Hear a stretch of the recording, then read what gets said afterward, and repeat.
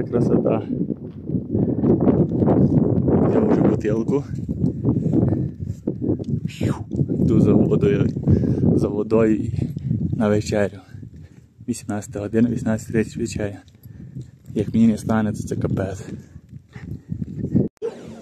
Такий вид з кухні ресторану. Вода повна, вже добре. Моя палатка коло того камня. Подивіться можна зараз. А ну, не зближ, не зменшуйся. О, зменшилось. Тако йду сюди. До того камня, отак далеко. Скільки палаток різних. Тут все горби.